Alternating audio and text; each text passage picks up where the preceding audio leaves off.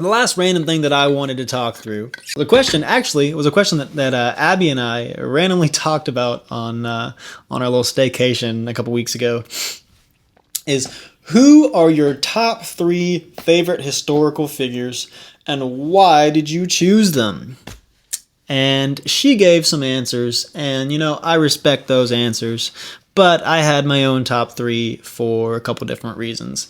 Now, before I actually dive into this top 3 list, I just want to say, of course, Jesus is the clear number 1 answer.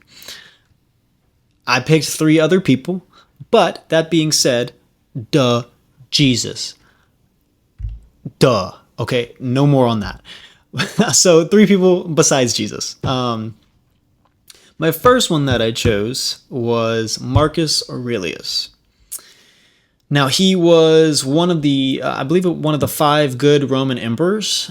Sometime, I think it was in the either 1 or 200s AD, he was a brilliant military leader. He conquered, if memory serves, I'm not looking at any notes for this, but if memory serves, he is the one that got Rome to its largest actual territorial size and conquered a lot of land through a lot of really good military victories. And I believe he got stopped by the Bavarians, Germans. And that was really the one foe I believe he didn't beat, which was also the one foe that the Romans never beat. So there's that.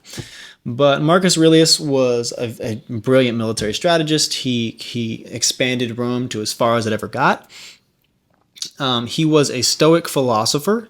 He actually wrote the collection of notes that was then compiled into a book called Meditations, just basically Stoic philosophy sayings and things to live by and thoughts that he had from his entire life. And having read Meditations and it being a very transformational book that I've read, I think that was a really good reason to put him at the top. Because if you wrote a book 2,000 years ago and it's not the Bible, and people are still reading it, and people still love it, and people still live by it, I think you did pretty good.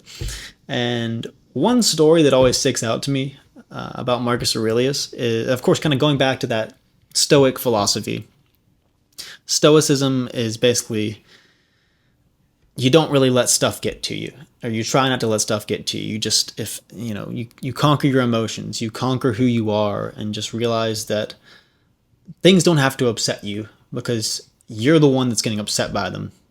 The thing that you're getting upset by is neither good nor bad. Just your interpretation of it is what is good or bad. And so he has all these Stoic philosophical ideas, but the story that sticks out to me to the most is it's like a slave story pretty much. So, all this philosophy stuff and still had slaves, but that was a contextual time. That was what happened. But yeah, he had a slave as the emperor that whenever he was in a heated discussion or whenever he was in over his head and his ego was shining through more than it should have, he had a slave that would come and whisper in his ear, "You're just a man. You're just a man." And to be the emperor of then the largest empire to ever exist and have the most power ever seen by any nation ever, having the ability to have the accountability from someone to remind you that you're just a man, I think that really grounds you and makes you realize none of this matters. You're just an ape in the woods that happens to wear a crown. And I think that's a really cool thing that Marcus Aurelius did. And that puts him in my top 3 for, favorite historical figures of all time. Well, would you look at that? That clip is already over. But it's okay. You don't have to be sad. You can watch a full podcast right there. There. Hey. There.